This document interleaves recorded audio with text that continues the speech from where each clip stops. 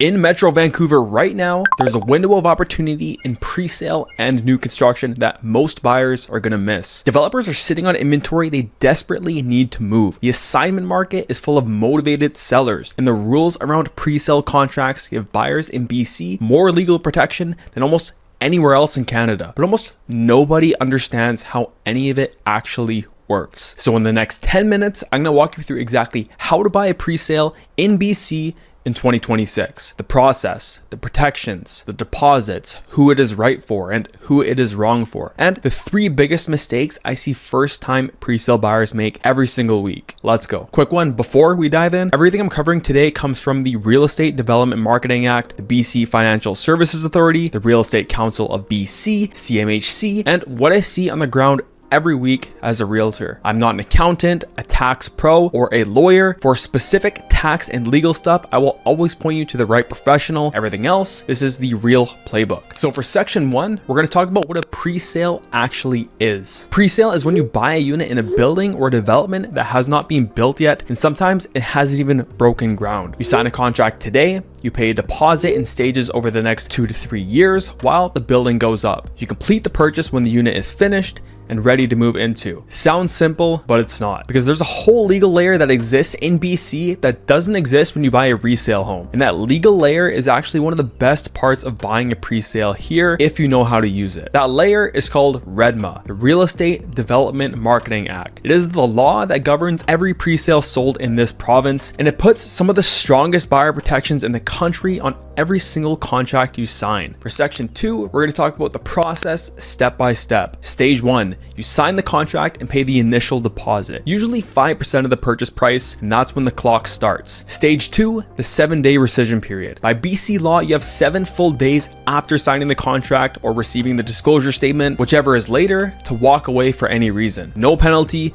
full deposit refunded, and this is the single most important buyer protection in this province, and most pre-sale buyers have no idea it exists. Stage 3, you pay deposits in stages while the building gets built. A lot of the times it's another 5% within 90 days, then another 5 to 10% at construction milestones over the next 12 to 24 months. Your deposit sits in a trust. They earn interest and they're protected under REDMA. Stage 4, interim occupancy or notice of completion. The developer notifies you that the building is ready. You do walkthroughs, you note deficiencies, and you arrange the final mortgage financing. Stage 5 is the completion. Final balance owed, closing costs paid, keys handed over, you own the home. That is the whole process, 2 to 3 years from contract to keys. For section number 3, we're going to talk about the 7-day window. Let me go back to stage 2 because this is where most buyers leave money and protection on the table. The 7-day rescission period in BC is your safety net. It exists because pre-sale contracts are long, dense, and full of clauses that benefit the developer. You need a week to actually understand what you signed. Here's what to do in that 7-day window. Day 1 to 2, read the disclosure statement. Every word. This document tells you about the developer, project, the unit, the strata corporation, the budget, the timeline, and every material fact about that particular building. Day 3, send the contract to a real estate lawyer for review. Day 4, send it to me or whoever your pre-sale specialist is. We look at the deposit schedule, the assignment clause, the completion delay clause, the unit substitution clause, the early possession terms. And day 5 to 7, if anything is off, you walk. No penalty, full deposit back. And if you don't use the 7-day window properly, you've handed the developer your leverage and you'll never get it back. So use it. Section number 4, we're going to talk about the deposit ladder. People assume you need 20% down all at once when you buy a pre-sale. However, you do not. Deposit schedules vary by developer, but the typical structure in BC right now looks like this: 5% at contract signing, another 5% within 90 days, and another 5 to 10% at construction milestones over the next 12 to 24 months. Most pre-sale buyers in Metro Vancouver put 15 to 20% down in total over the entire pre-sale completion period, spread over years. So here's the upside: when the building goes up, your deposit sits in trust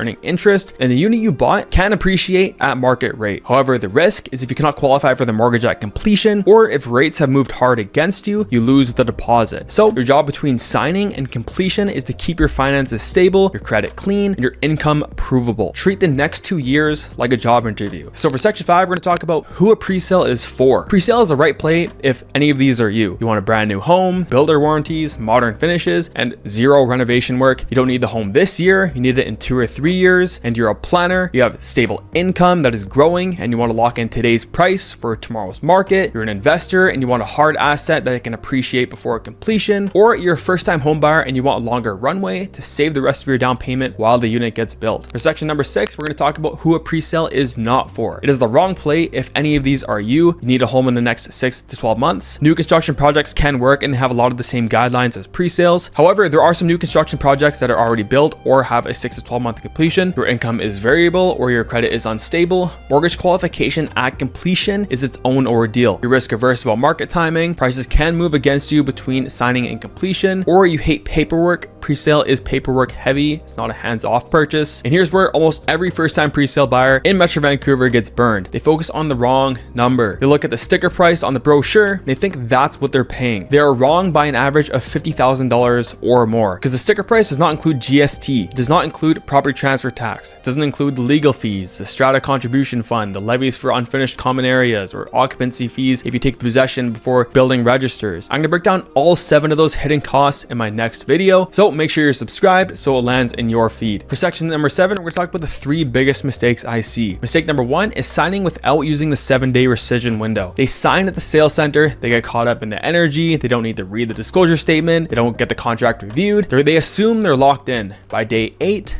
they are. Mistake number 2 is underestimating the total cost. They budget for the sticker price plus 5% GST. However, they forget about property transfer tax, completion costs, and strata setup fees, and they show up at completion short $50,000. Mistake number 3 is having no financing plan locked in. They assume their rate and their income in 2 years will be the same as today. By completion, rates have moved, their jobs changed, their credit took a hit, and they can't qualify for the mortgage. The deposit they spent 2 years putting down is gone. All 3 of those are completely avoidable if you have the right specialist on your side from the day you sign. So why now? One last thing before we wrap up. If you've been waiting on the sidelines and wondering if a presale is worth it right now, here is the read. The Metro Vancouver presale market is in a buyer's window. Developers are sitting on inventory they need to move. Incentives, deposit structures, and price reductions are showing up in contracts that would have not existed 2 years ago. The assignment market is full of motivated sellers who cannot or do not want to complete. By 2027 and 2028, when supply starts to tighten and the Langley SkyTrain opens, this window closes. Now is the time to learn how the game actually